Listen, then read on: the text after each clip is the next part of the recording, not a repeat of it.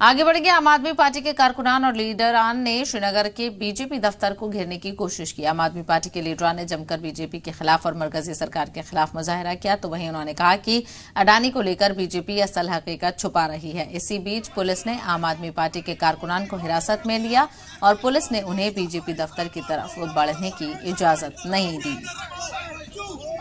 श्रीनगर में आम आदमी पार्टी का आप देख सकते हैं कि प्रदर्शन किया जा रहा है भाजपा के खिलाफ, और साफ तौर पर यहाँ पर कहा जा रहा है कि जो हिडनबर्ग की रिपोर्ट आई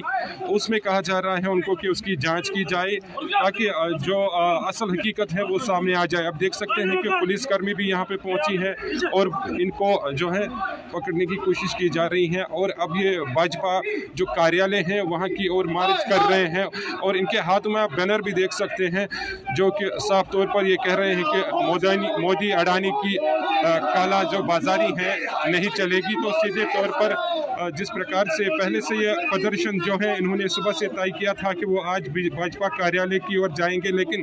भाजपा कार्यालय के कुछ ही दूरी पर जो है इनको रोका गया है, इनको आगे जाने की इजाज़त नहीं दी जा रही है। और लगातार जिस तरीके से अडानी का जो मुद्दा है वो पूरे देश में जिस प्रकार से सभी राजनीतिक दल उसकी जांच चाहते हैं और पूरी तरीके से जो हकीकत है वो सामने लाने की कोशिश की जो अपील है वो की जा रही है। आप देख सकते हैं कि भाजपा